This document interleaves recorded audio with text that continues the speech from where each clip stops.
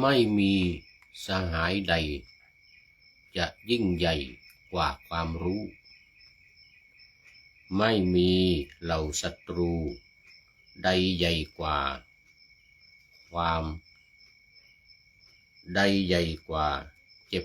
ป่วยช้ำไม่มีอำนาจใดยิ่งใหญ่กว่ากฎแห่งกรรมไม่มีคุณงามความ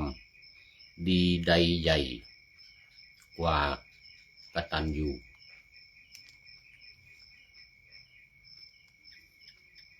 และกตเวทีไม่มีความรักใดหรูใหญ่กว่ารักของผู้เป็นบิดรและมารดาห้าอย่างถ้าเข้าใจแล้วนำไปบูรณาการประพฤติทั่วหน้าจะมีแต่ความเจริญขอถวายความนอบน้อมแด่พระรัตนตรัยมีพระพุทธเจ้าเป็นต้นขอถวายความเคารพพระมหาเถระพระเถรานุเถระเจ้าคณะพระสังฆาธิการทั่วโลกมีพระเดชพระคุณพระธรรมเสนาบดีเจ้าคณะภาค7วัดพระธาตุดอยสุเทพเป็นต้นและขออำนวยพรแก่ท่านผู้ฟังท่านผู้ชมสาธุชนพุทธบริษัททั้งหลายวันนี้รายการพระนาวาวังทองของวัดพระธาตุดอยสุเทพออกอากาศทางสถานีวิทยุ2 แห่งคือสถานีวิทยุพระพุทธศาสนาแห่งชาติและจริยธรรมวัดพระธาตุดอยสุเทพระบบ FM 96 เมกะเฮิรตซ์มีพ่อครูบรรลบนามวงพรหมเป็นผู้อำนวยการอาจารย์พระมหาประสิทธิ์ประสาธิโกเป็นหัวหน้าสถานีและอาตมาภาพพระครูปริยัติยานุศาสตร์เป็นผู้บรรยายเป็นประจำทุกวันศุกร์เสาร์และอาทิตย์เวลา7:30 นาทีถึง8 นาฬิกาและเวลา13 ถึง 14 นาฬิกาวันเฉพาะวันศุกร์กับวันเสาร์2 สถานีวิทยุเพื่อการศึกษาพระพุทธศาสนาและวัฒนธรรมสสว.วัดฝายหินตำบลสุเทพอำเภอเมืองจังหวัดเชียงใหม่มีท่านพระครูสมุวิสุวัฒน์วรกิจโตเจ้าอาวาสวัดฝายหินเป็นผู้อำนวยการนำออกอากาศ4 วันคือวันพุธเวลา 17 ถึง 18 นาฬิกาวันศุกร์และวันเสาร์เวลา 14 ถึง 15 นาฬิกาและวันอาทิตย์เวลา 15 ถึง 16 นาฬิกา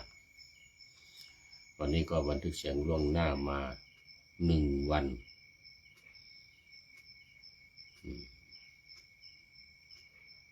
จากวัดพระธาตุดอยสุเทพผ่านทาง Facebook ไลฟ์สวัยเทพบุญเหมือนเดิม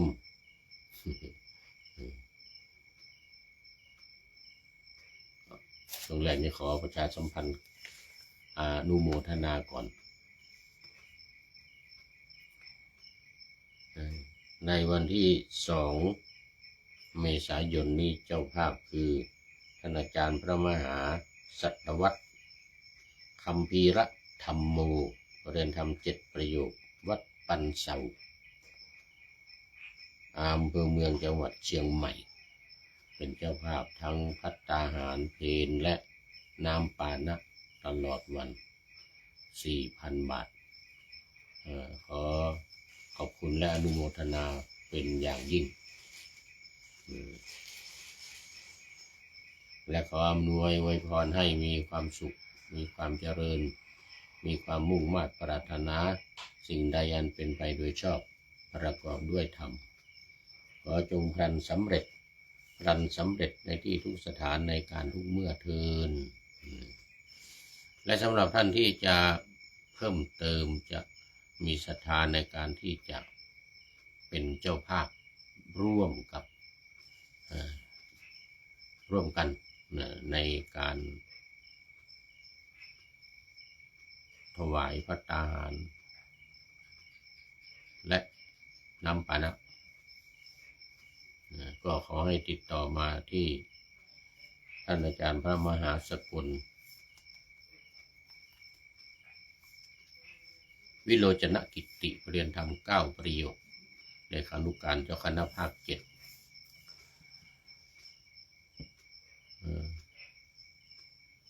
ประธานโครงการอบรมฝึกหัดพระภิกษุปาติโมกข์และ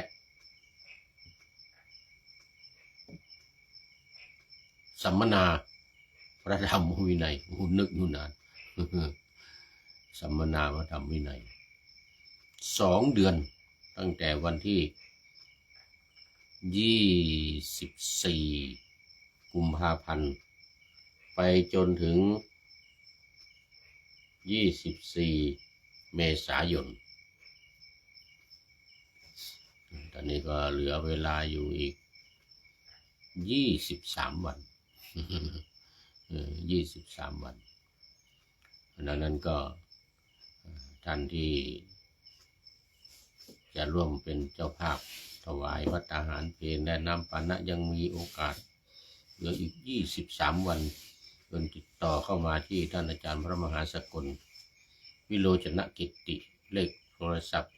0918599053และท่านอาจารย์พระมหากิตติพงศ์ฐานะกโลเรียนธรรม9 ประโยคเหมือนกันจากวัดพระธาตุสีจอมทองหมายเลขโทรศัพท์0949101043ก็โทรติดต่อท่านทั้งสองรูปโดยตรงเลยโอ้ตอนนี้ขอต้อนรับมีล้านนาโอ้สาธุนี่เป็น FC ตัวจริงเหมือนกันแต่ไม่ได้มาหลายวันแล้วนี่มีล้านนาโนโมทนาเป็นอย่างยิ่งคุณโยมเจ้าของร้านมีล้านนา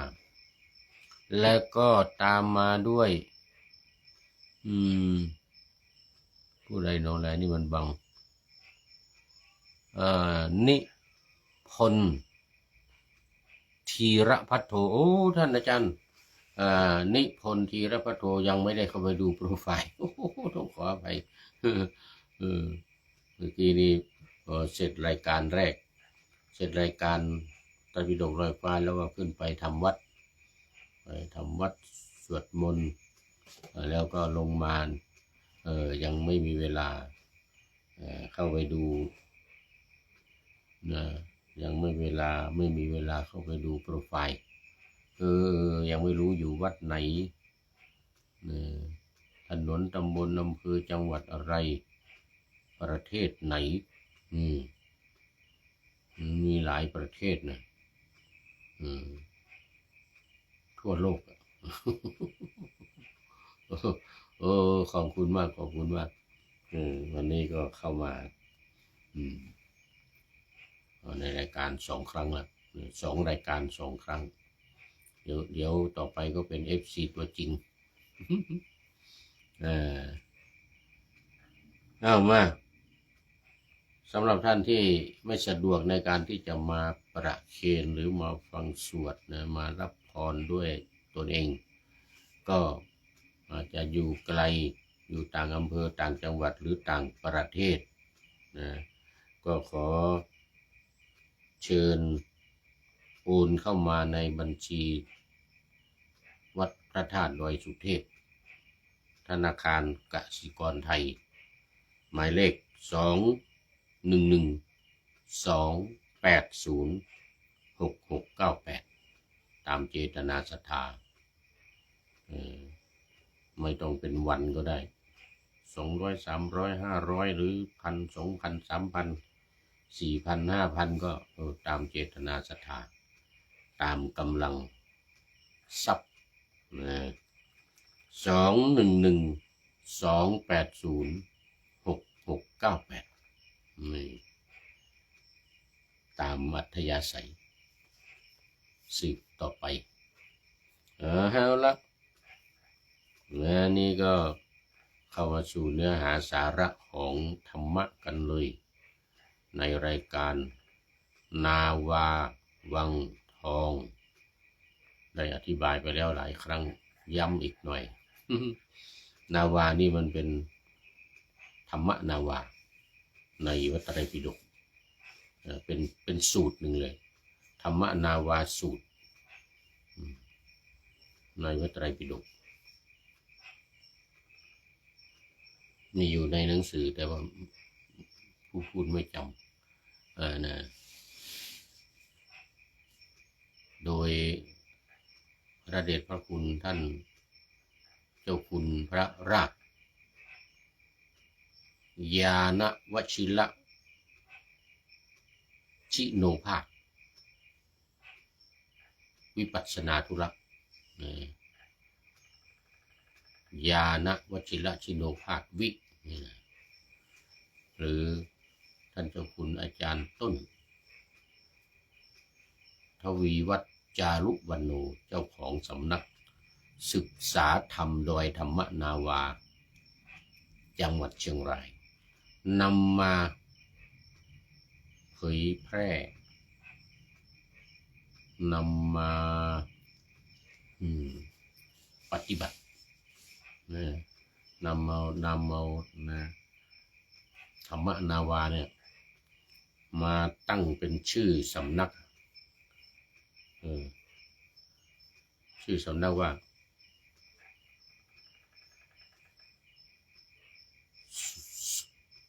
สำนักศึกษาธรรมโดยธรรมนาวาเพิ่มดอยเข้ามาเนื่องจากว่าที่จังหวัดเชียงรายมีดอยอยู่ดอยหนึ่งเขาจริงมีดอยเยอะแต่ว่ามีดอยอยู่ดอยหนึ่งที่ออกจากจังหวัดเชียงรายไปอำเภอแม่สายจะอยู่ทางด้านซ้ายมือและท่านผู้ฟังที่จะไป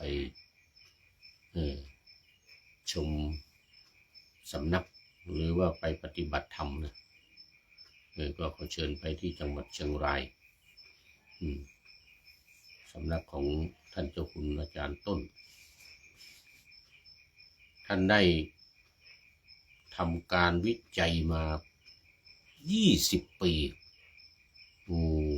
ไม่ใช่น้อยๆศึกษาและปฏิบัติทดลองมาได้ผลจากการท่องจำจากการท่องจำซึ่งในทางการปฏิบัติของครูบาอาจารย์โบราณมาเนี่ยเราจะเรียกกันว่าบริกรรมโดยเฉพาะในฝ่ายสมถกรรมฐานเราจะมีว่ามี3อย่าง1ปริกรรมนัยยะวิธีปฏิบัติโดยการบริกรรมก็คือท่องนี่แหละอันเดียวกันท่องว่าซ้ำๆบ่อยๆเป้าหมายคือทำให้จิตสงบแล้วเกิดปัญญาบรรลุธรรมเป็นเจโตวิมุตติแต่สำหรับดอยธรรมนาวาของท่านเจ้าคุณต้นนี่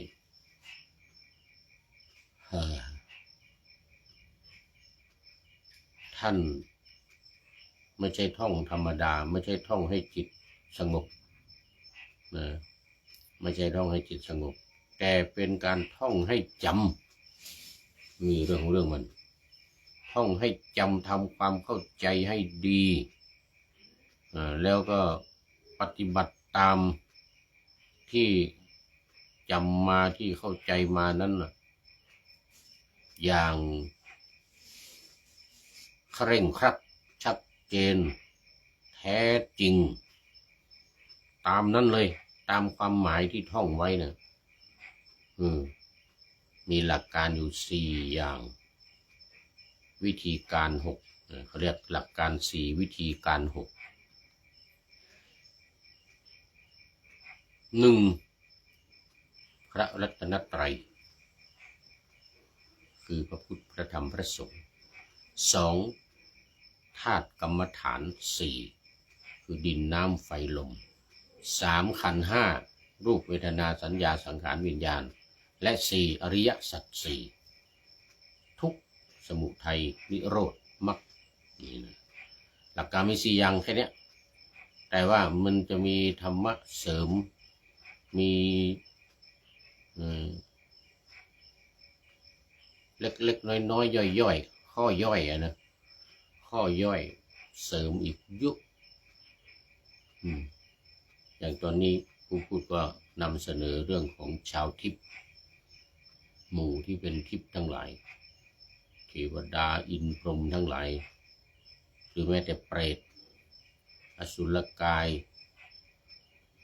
สัตว์นรกทั้งหลายเนี่ยเป็นชาวทิพย์ทั้งนั้นที่ว่าเป็นชาวทิพย์เพราะว่าไม่มีรูปหรือไม่มีกายเหมือนเราเนี่ยมีขันธ์อยู่4ขันธ์คือเวทนาสัญญาสังขารวิญญาณขันธ์5นี่แหละแต่ว่ามีเวทนาสัญญาสังขารวิญญาณมีอยู่4ขันธ์นี่นะเทวดาก็เหมือนกันพญาอินทร์พญาพรหมพญายมราชทั้งหมดเป็นทิพย์ทั้งนั้นเขาเรียกนะนี่เรียกว่าชาวทิพย์ทั้งนั้นแต่ทิพย์ไปทางไหนทิพย์ไปทางดีหรือไม่ดี แล้วแต่กรรมอีกทีหนึ่งกรรมที่ทำไว้ในเมื่อเป็นมนุษย์ในเมื่อเป็นมนุษย์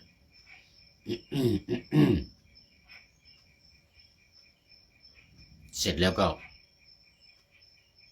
เป็นไปตามกรรมนี่เรื่องของเรามัน เป็นไปตามกรรมวิธีการ6นี่เพิ่มเข้ามาอีก2เพิ่มเข้ามาอีก2ข้อ3กับข้อ5นี่เรื่องของเรามันท่องข้อที่1ท่องพระพุทธพระธรรมพระสงฆ์นี่นะพุทโธเมนาโถธัมโมเมนาโถสังโฆเมนาโถอย่างนี้หรือพุทโธเมสรณังวะรังธัมโมเมสรณังวะรังสังโฆเมสรณังวะรังอย่างนี้ท่องนี้นะจนจำติดตาติดหูติดปากติดใจยอมรับจะท่องคำแปลมันด้วยก็ได้ตอนแรกๆนะพระพุทธเจ้าเป็นที่พึ่งอันประเสริฐของข้าพเจ้าพระธรรมเป็นที่พึ่งอันประเสริฐของข้าพเจ้าพระสงฆ์เป็นที่พึ่งอันประเสริฐของข้าพเจ้านี่ถ้าจำความหมายจำภาษาไทยเรียบร้อยแล้วก็ไม่ต้องท่องเอาแต่ภาษาบาลีพุทโธเมนาโถธัมโมเมนาโถสังโฆเมนาโถนี่นะจะนั่งจะนอนจะยืนจะเดินนอนนั่งยืนเดิน4อิริยาบถท่องหูดับตับแตกท่องให้จำไม่เอา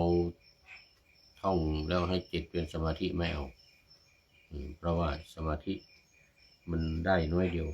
ได้แต่เวลาท่องเวลานั่งทำเท่านั้น พอออกจากสมาธิออกจากการปฏิบัติมันก็จิตไม่เป็นสมาธิว่างั้นนะมันก็ฟุ้งซ่านไปตามเดิมมันเพราะฉะนั้นต้องจับให้มันเป็นสมาธิตลอดเวลานะให้มันนิ่งตลอดเวลาเลยเวลาจะกินเวลาจะนอนเวลาจะถ่าย ในอิริยาบถย่อยทั้งหลายนั่นก็ท่อง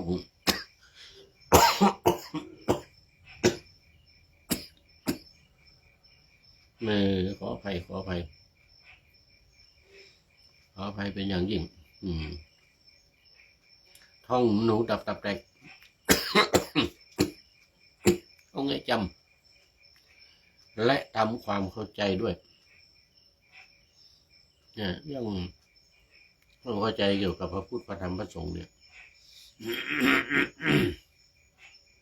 ตีความหมายอธิบายความพระพุทธคืออะไรพระธรรมคืออะไรพระสงฆ์คืออะไร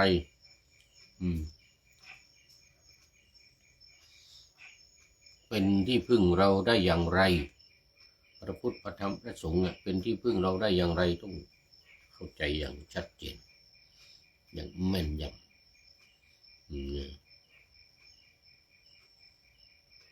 เคยยกตัวอย่างมาคือนั่นจะป้องกันภัยได้พระพุทธพระธรรมพระสงฆ์นี่นะเพศภัยอันตรายที่จะเกิดกับเราเนี่ยนะถ้า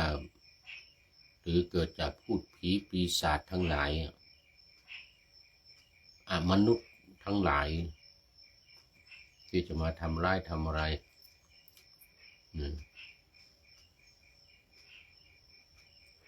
หรือแม้แต่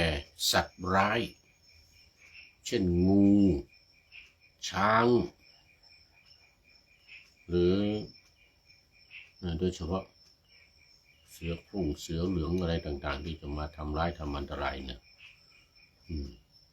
ถ้าท่องพุทโธเมนาโถธัมโมเมนาโถสังโฆเมนาโถนี่นะสัตว์รัดทั้งหลายมันจะกลัวนะไม่กล้าทำร้ายทำอันตรายนี่ นี่เป็นต้องท่องจริงๆอย่างว่านะแล้วก็มีความศรัทธามีความเริ่มใสมีความเคารพอย่างจริงจังไม่ใช่สักแต่ว่าท่องนะท่องจำไปอย่างนั้นนะแต่จิตใจไม่ได้น้อมไปตามไม่ได้ศรัทธาไม่ได้เลื่อมใสอย่างแท้จริงไม่ได้เชื่ออย่างแท้จริงนี่นะไม่ได้นะไม่ได้ต้องมีความศรัทธาความเลื่อมใสอย่างแท้จริงมันจึงจะเกิดประโยชน์จึงจะเป็นการคุ้มครองคุ้มภัยให้ได้ตอนนี้ขอต้อนรับท่านอาจารย์สมภารรัมมนาโอ้โมทนาสาธุ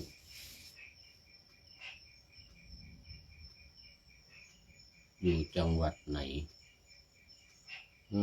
ลืมไปซะแล้วหรือหาไม่เจอหาจังหวัดไม่เจอเข้าไปดูโปรไฟล์แล้วไม่ได้บอกจังหวัดไว้เนี่ยโอ้ขอบคุณมากเข้ามาเป็นเพื่อนกันให้กำลังใจผู้พูดนี่รายการสุดท้ายแล้ววันนี้วันนี้รายการสุดท้ายแล้ว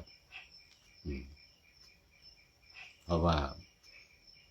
ทำรายการเนี่ยใน 20% ของงานของผู้พูดนี่นะ 20% จัดรายการทำนั่นทำนี่ที่เป็นประโยชน์ต่อสังคมเป็นประโยชน์ต่อผู้อื่นเรียกว่าปรหิตะปฏิบัติเพื่อผู้อื่น 20% ในชีวิตนี้หลังจากเกษียณงานมานะสมัยก่อนสอนอยู่ที่มหาวิทยาลัย มจรมหาจุฬาลงกรณราชวิทยาลัยวิทยาเขตเชียงใหม่ทำไมทำงานก็มุ่งแต่งานเป็นปรหิตปฏิบัติเพื่อผู้อื่นเพื่อมหาวิทยาลัยเพื่อนิสิตนักศึกษาทั้งหลาย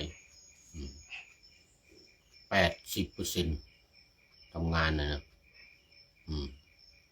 80%แล้วก็เป็นพระสังฆาธิการอีกเป็นรองเจ้าคณะอำเภอจะทำหน้าที่ปฏิบัติหน้าที่แทนเจ้าคณะอำเภอนี่นะก็คือเป็นเจ้าคณะอำเภอนี่นะงานคณะสงฆ์และเป็นเจ้าอาวาสวัดฝายหินถึงรู้สึกจะ30 กว่าปีเป็นเจ้าอาวาสนี่นะ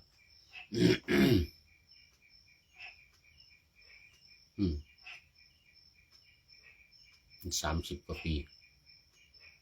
ก็เลยนี่ในช่วงเป็นเจ้าอาวาสในช่วงทำงานเป็นอาจารย์มหาวิทยาลัยเป็นรองเจ้าคณะอำเภอนี่นะ80%ในชีวิตเนี่ยทำงานเพื่อคนอื่นเพื่อวัดเพื่อวาเพื่อศาสนาเพื่อมหาวิทยาลัยเพื่อญาติเพื่อโยมสาธุชนทายกทายิกาทั้งหลาย80%ตัวเองนี่แทบจะไม่มีเวลาทำเพื่อตัวเองทำสมาธิภาวนาสมถกรรมฐานวิปัสสนากรรมฐานนี่น้อยเดียวไม่ค่อยมีเวลางานเจ้าอาวาสนี่ทั้งวันทั้งคืนงานเจ้าอาวาสนี่นะเป็นงาน24 ชั่วโมงบางทีกลางค่ำกลางคืนไม่ได้หลับไม่ได้นอนกลางวันก็ไปตะลอนงานมหาวิทยาลัยก็ไปสอนหนังสืออีกตะลอนเรียกว่า80%นี่เพื่อผู้อื่นเพื่อวัดวาอารามเพื่อศาสนามหาวิทยาลัยทั้งนั้นเลยไอ้ที่จะได้ทำเพื่อตัวเองนี่มีน้อย20%ยังจะถึงไม่ถึงก็ไม่รู้บางทีอาจจะเหลือสัก5%แต่ละวันเลยนะเนี่ยทำเพื่อตัวเองไปทำวัดสวดมนต์เสร็จแล้วก็ทำสมาธิภาวนาสักหน่อยหนึ่งหลังทำวัดสวดมนต์น่ะแต่ว่าตอนนี้หลังจากที่เกษียณมาแล้วลาออกจากเจ้าอาวาสลาออกจากรองเจ้าคณะอำเภอเกษียณจากมหาวิทยาลัยมานี่ทำเพื่อตัวเองนี่80%เลยทำสมาธิภาวนาสมถกรรมฐานวิปัสสนากรรมฐาน 80% ในแต่ละวันนี่นะเพื่อผู้อื่นมีแค่เนี้ยเนี่ยอะไรจัดรายการเนี่ย แค่นี้งานอื่นไม่มีอะไรหรอกจัดรายการวันจันทร์อังคารวันพฤหัส3 วันนี้วันละ3 เวลา3 ครั้ง3 ครั้ง3 รายการเนี่ยนะมา3 รายการรายการที่4ไม่มีแล้วก็วันพุธนี่4 รายการวันพุธนี่4 รายการวันศุกร์เสาร์อาทิตย์3 วันนี่4 รายการแต่ทำ5 ครั้งเพราะว่านาวาบางทองที่กำลังจัดอยู่เนี่ยมันมีทั้งเช้าทั้งบ่ายวันพุธมีแต่บ่ายอย่างเดียวว่า5 โมงเย็นนะวัดฝายหินแล้วก็นี่วันศุกร์เสาร์อาทิตย์นี่ ทั้งเช้าทั้งบ่ายเช้า30 นาทีบ่าย1 ชั่วโมง วัดวังหินนี่3 วันเลยศุกร์เสาร์อาทิตย์เช้าบ่ายเช้าบ่ายเช้าบ่าย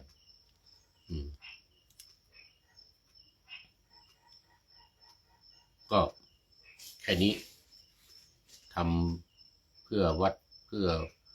ญาติโยมสาธุชนเพื่อท่านผู้ฟัง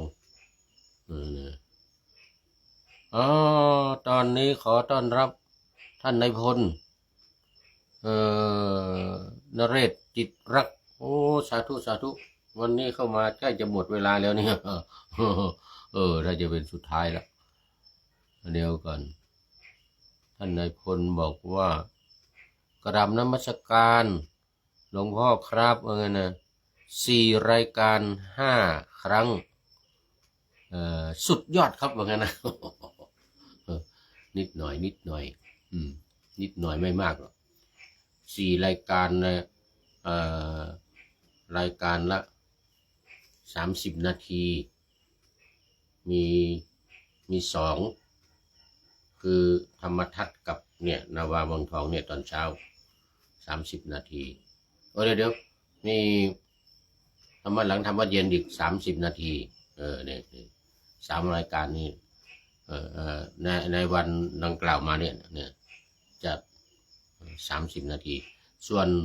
นาวาวังทองกับพระไตรปิฎกลอยฟ้านี่1 ชั่วโมง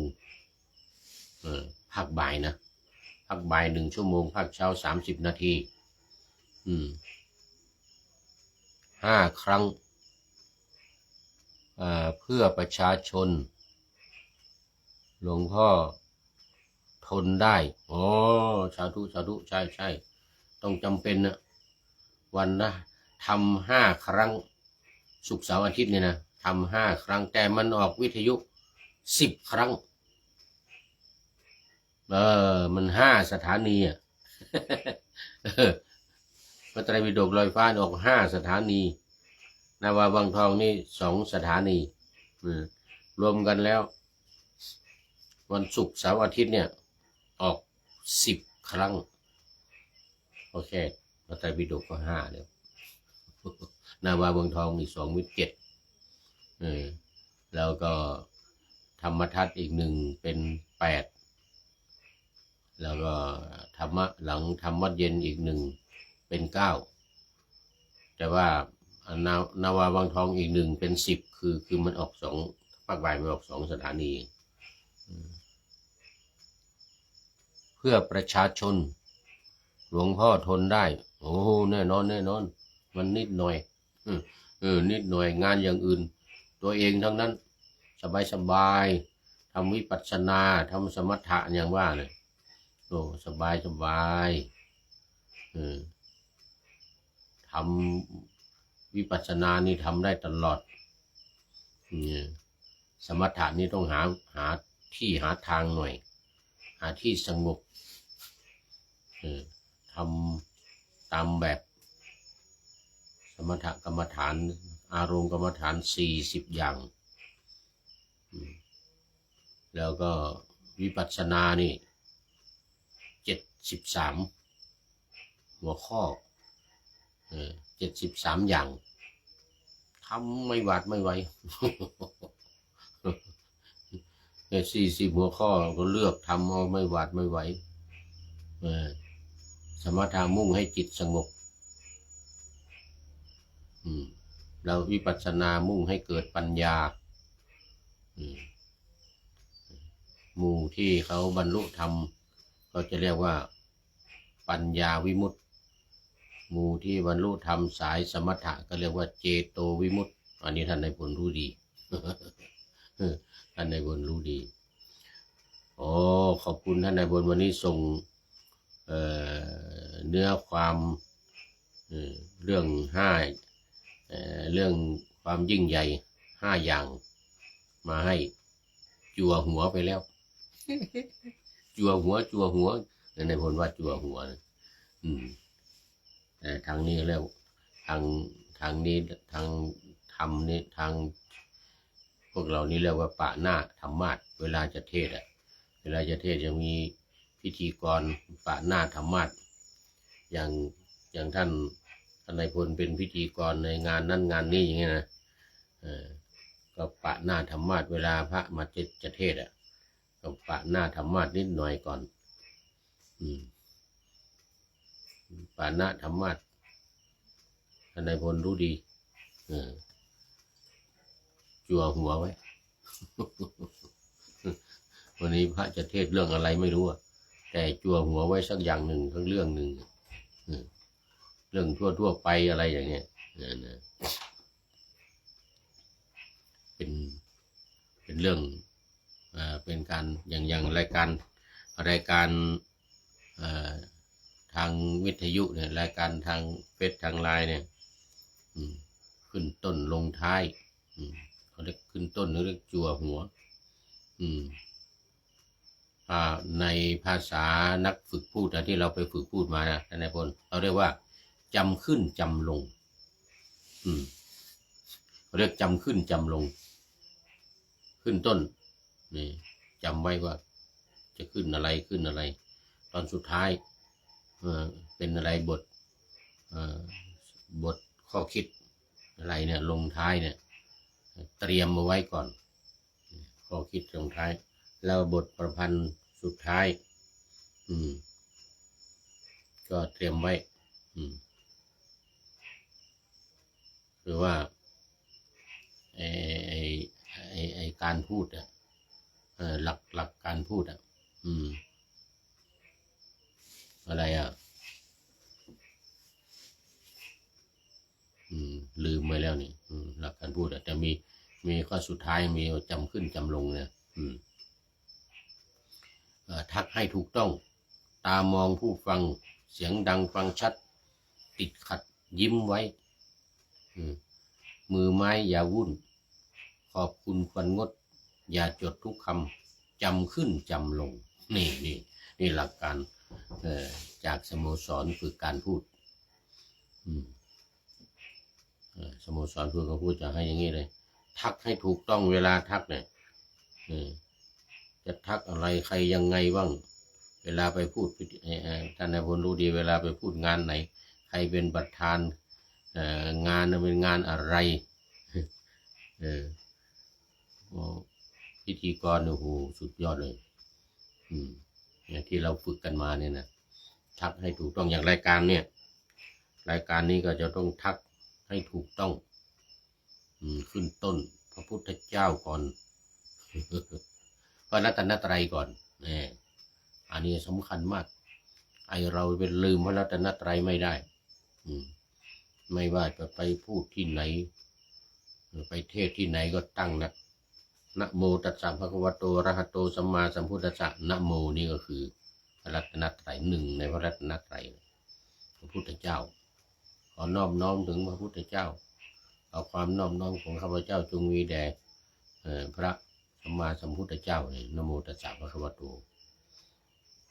ไม่ว่าจะไปเทศอย่างเป็นทางการขึ้นธรรมาสน์ก็ต้องทักพระพุทธเจ้าก่อน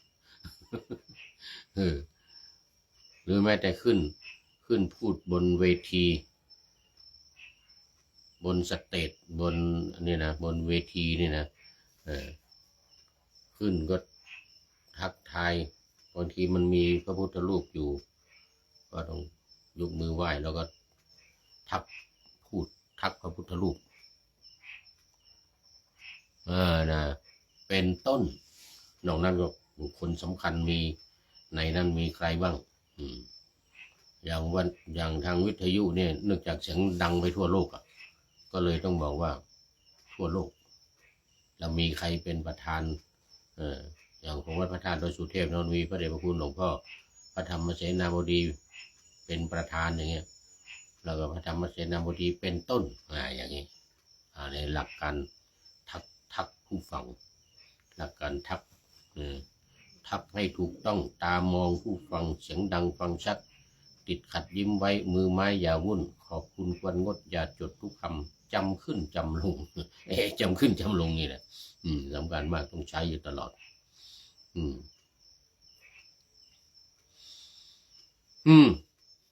ถ้าพูด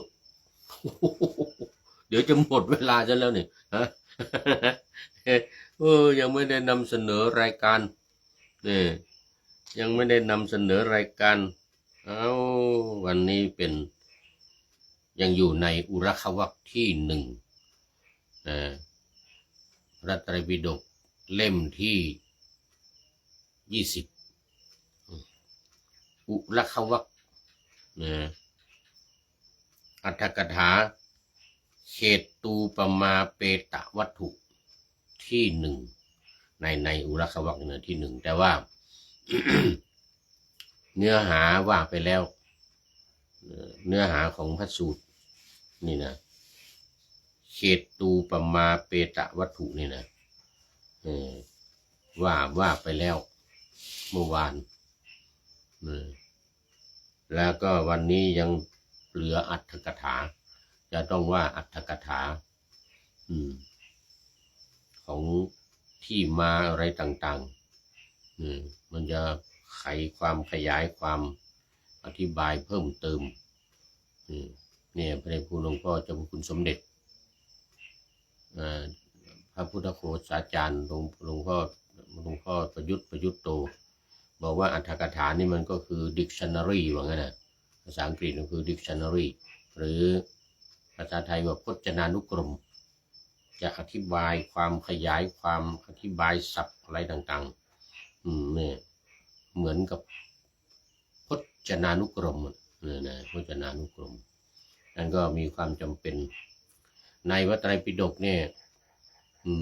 ฉบับมหามกุฏราชวิทยาลัยนะทำไม่สมบูรณ์ดีมากคือเอาอรรถกถาที่มันอยู่ท้ายๆเนี่ยนะแต่ละเรื่องเนี่ยเอาอรรถกถามาใส่หมดเอามาใส่ความจริงมันอยู่ในขุททกนิกายพระไตรปิฎกเล่มที่25ถึง33พวกนี้นะเป็นอรรถกถาทั้งอรรถกถาธรรมะอรรถกถาวินัยบรรดาอรรถกถาทั้งหลายพระไตรปิฎกฉบับมหามกุฏจะมีอยู่91เล่มแต่มันเล่มน้อยนะเล่มน้อยเล่มเล็ก91เล่มนี่มีแทรกท้ายไปเลยเนื้อเรื่องพระสูตรแต่ละสูตรแล้วมีใครเขียนอรรถกถาไว้บ้างปตัญจลีหรืออรรถกถาอะไรที่เขาเขียนไว้ก็เอามาใส่91เล่มฉบับมหามกุฏส่วนมหาจุฬาฉบับหลวงฉบับสยามรัฐหรือเนี่ยนะก็จะมีแค่45เล่มเท่าเดิมที่เขาทำกันมาตั้งแต่ยุคแรก45เล่มนี่นะเอามาอรรถกถาเขตตะนี่คือแปลว่านาตูปมาก็คืออุปมาในเรื่องนี้อุปมาเหมือนพระอรหันต์เหมือนนาทายกทายิกาพระอรหันต์เหมือนนาทายกทายิกาเหมือนชาวนาแล้วก็อะไรที่เหมือนพืชเหมือนพืชที่เอาไปปลูกในนาเนี่ยแต่ในทางธรรมะจะมีอยู่2อย่างที่เป็นเหมือนพืชสำหรับไปปลูกในนาคือพระอรหันต์คือพระพุทธเจ้าเนี่ยนะพระอรหันต์พุทธเจ้าเป็นต้นพระอรหันต์ทั้งหลายเนี่ยเป็นนามาดูรายละเอียดเกี่ยวกับอรรถกถานี้ก็พระผู้มีพระภาคเจ้าเมื่อทรงประทับอยู่ที่เวรุวันกลันทกนิวาปวิหารนี่แล้วก็เพิ่งมาได้ยินชื่อเต็มของอะไรเวรุวันคนจริงก็ว่าไปหลายครั้งแต่มันลืมมันไม่จำคราวนี้มันนึกมาเห็นนี่ก็เลยนึกขึ้นมาได้กลันทกะนี่นะกลันทกนิวาปวิหาร ใกล้กรุงราชคฤห์จึงทรงปรารภเปรตบุตรเศรษฐีคนหนึ่งบุตรเศรษฐีที่เป็นเปรตนะจึงตรัสเรื่องนั้นดังต่อไปนี้ได้ยินว่าในกรุงราชคฤห์ได้มีเศรษฐีคนหนึ่งเป็นคนมั่งคั่งมีทรัพย์มากมีโภคะมากมีเครื่องอุปกรณ์แห่งทรัพย์ทั้งหลายที่น่าปลื้มใจทรัพย์ทั้งหลายเป็นสิ่งที่น่าปลื้มใจดังนั้นนะอย่างมากมายว่างั้นนะสั่งสมทรัพย์ไว้เป็นจำนวนหลายโกฏโอ้โห1 โกฏนี่ก็10 ล้านนะ1 โกฏนี่10 ล้านโอ้โหนี่หลายโกฏหลาย10 ล้านเป็นร้อยพันล้านได้มีบุตรคนเดียวน่ารักน่าชอบใจว่าไงนะเมื่อบุตรนั้นรู้เดียงสาบิดามารดาจึงพากันคิดอย่างนี้ว่าเมื่อบุตรของเราเนี่ยจ่ายทรัพย์ให้สิ้นเปลืองไปวันละ 1,000 กหาปณะ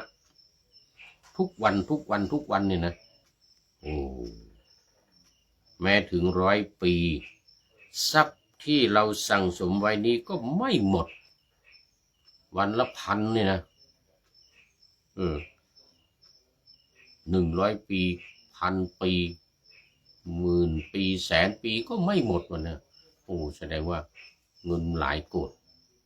แต่ลูกของเราเนี่ยคนเดียวเนี่ย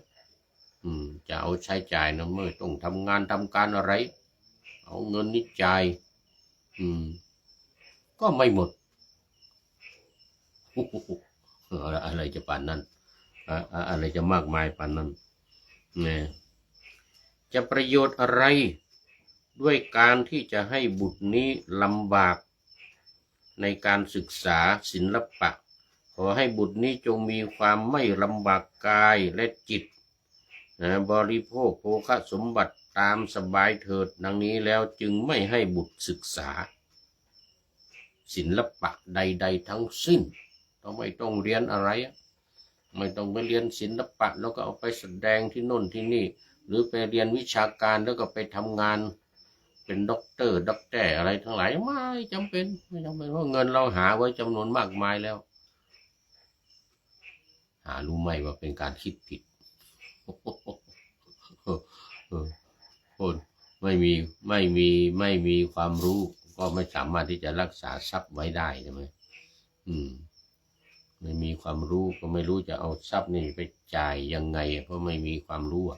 ไม่มีวิชาความรู้นี่ไม่ให้เรียนศิลปะอะไรกลัวลูกจะลำบากกลัวจะลำบากโอ้จะไปลำบากไปล่ำไปเรียนไปโอ้เสียเวลาไปเรียนแสดงว่าตัวเองก็ไม่มีความรู้เหมือนกันแต่ว่าเป็นเศรษฐีหาเงินได้จำนวนมากทั้งที่ตัวเองก็ถ้ามีความรู้ได้ร่ำเรียนก็จะมีความคิดว่าลูกเนี่ยจะต้องมีความรู้จะต้องเรียนนะแต่ว่าไม่ให้เรียนศิลปะอะไรก็เมื่อบุตรเจริญวัยแล้วมารดาบิดาได้นำหญิงสาวคนแรกรุ่นอายุ15 หยก16 ย่อน15 หยก16 ย่อนผู้สมบูรณ์ด้วยสกุลรูปร่างความเป็นสาวและความงามโอ้โหสุดยอดเลยผู้อิ่มเอิบด้วยกามคุณโอ้โหบ่ายหน้าออกจากธรรมสัญญาเรื่องของธรรมะนี่ไม่ต้องพูดถึงมีแต่เรื่องความสวยเรื่องความงามนะอันนี้จังทุกขังอนัตตาไม่ต้องพูดถึง เขาอภิรมย์อยู่กับหญิงสาวนั้นไม่ให้เกิดแม้ความคิดถึงธรรมไม่มีความเอื้อเฟื้อในสมณพราหมณ์ และคนที่ควรเคารพห้อมล้อมด้วยพวกนักเลงกำหนัดยินดีติดอยู่ในกามคุณห้าเป็นผู้มืดมนอนทการไปด้วยโมหะให้เวลาผ่านไปโอ้ตัวเองก็ไม่ได้ศึกษาเรียนอะไรด้วยแล้วก็ที่สำคัญมีนักเลงอยู่ห้อมล้อม กินเงินจ่ายเงินอย่างสะดวกสบายเงินมีจำนวนมากมายนักเลงทั้งหลายก็เห็นว่าเป็นเนี่ยเรามีเจ้าสัวมีเจ้ามือแล้วก็กินกันเต็มที่ได้สาวสวยมาเป็นภรรยาด้วยโอ้ลุ่มหลงมัวเมาในกามคุณทั้งหลายรูปเสียงกลิ่นรสโอ้พร้อมเพียบนะเมื่อมารดาบิดาถึงแก่กรรมให้สิ่งที่ปรารถนาแก่นักรำนักร้องเป็นต้นผลาญทรัพย์ให้วอดวายไปไม่นานเท่าไรก็สิ้นเนื้อประดาตัว ลูกเศรษฐีเอาให้นักร้องนักรำทั้งหลายเอาให้นักเลงที่มาห้อมล้อมช่วยกันกินผลาญทรัพย์สมบัติหลายโกฏหลายร้อยล้านของพ่อแม่ที่คิดว่าลูกจะอยู่ได้เป็น100 ปี1,000 ปีนะก็กินไม่หมดเลยนะไม่เท่าไรก็หมดแล้วไม่เท่าไรก็หมดนะโอ้คราวนี้พอหมดแล้วทำยังไง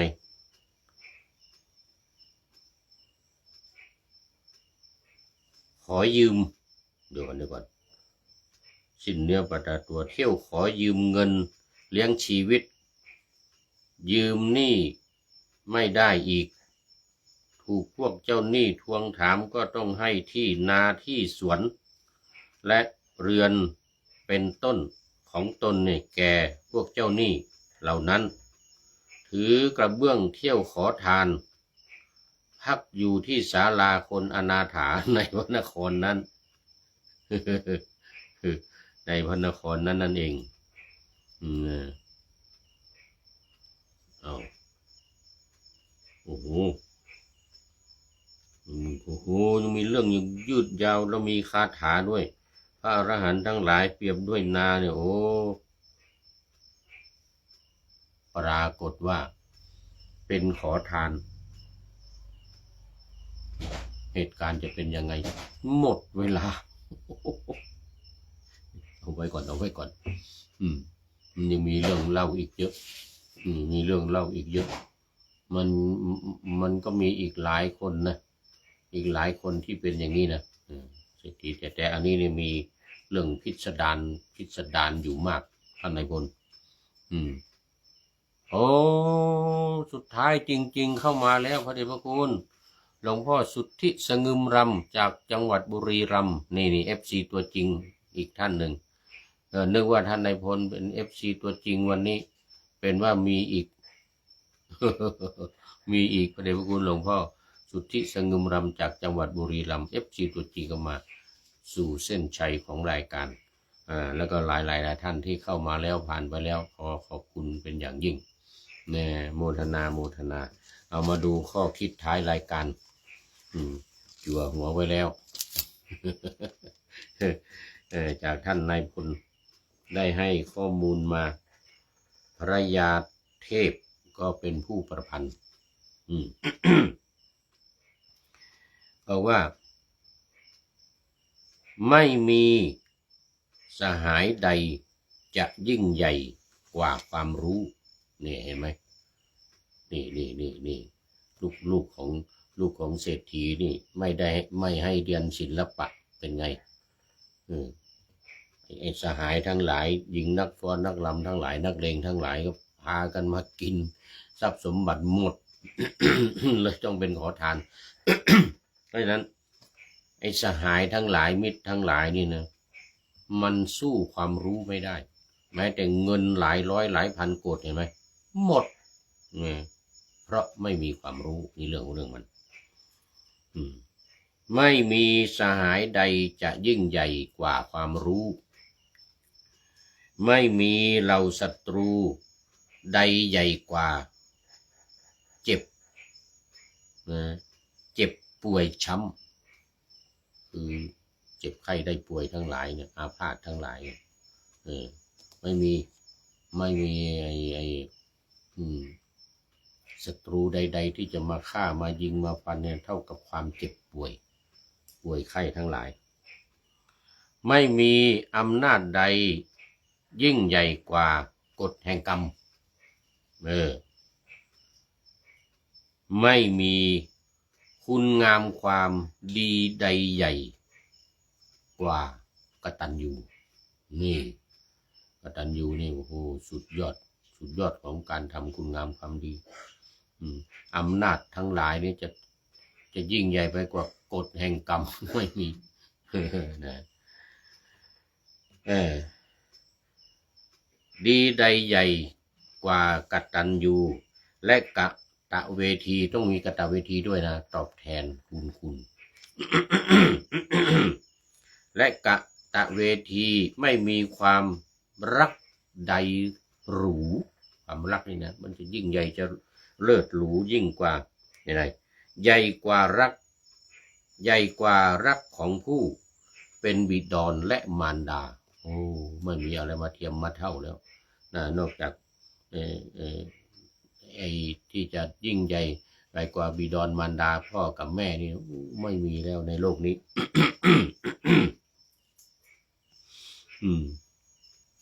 นะในความรักนี่นะพ่อแม่รักเรานี่นะไม่มีความรักใดไม่มีความรักใดหรูใหญ่กว่ารักของผู้เป็นบิดรและมารดา5 อย่างถ้าเข้าใจแล้วนำไปบูรณาการประพฤติทั่วหน้าจะมีแต่ความเจริญทั้ง5 อย่างนี้ถ้านำไปบูรณาการไปประพฤติปฏิบัติก็จะมีแต่ความสุขมีความเจริญขอขอบคุณท่านนายพลนเรศจิตลักษณ์เป็นอย่างยิ่งที่ได้ให้ข้อมูลข้อคิดในเรื่องของความยิ่งใหญ่ไม่มีอะไรยิ่งใหญ่กว่าทั้ง5 อย่างนี่นะซึ่งจะทำให้เกิดความสุขเกิดความเจริญในชีวิตสืบไปขอบคุณเป็นอย่างยิ่งขอนำนาวาวังทองไปก่อนแล้วจะย้อนมาใหม่ในวันหน้าคือวันพุธศุกร์เสาร์อาทิตย์ตามตารางเวลาที่วางอยู่ข้างในเป็นธรรมะจากพระราชวังเป็นนาวาโด่งดังสว่างไสวเป็นทองคำล้ำค่ากว่าสิ่งใดชุบชีวิตจิตใจให้ใสงามขอเชิญท่านทั้งหลายนำไปท่องตามคุณของพระรัตน3พุทโธเมนาโถธัมโมตามสังโฆเมนาโถยามภาวนาว่าบ่อยๆซ้ำๆจำในจิตจนมันติดในใจไม่หายหน้านอนนั่งยืนเดินจำทุกเวลาตั้งแต่ตื่นขึ้นมาถึงหลับไปขอทุกท่านได้ความสุขได้ผลจากปฏิบัติได้กำจัดความทุกข์พบสุขใสพลันปลอดโปร่งโล่งสบายทั้งกายใจอยู่ที่ใดใจสงบพบนิพพานขอเจริญพร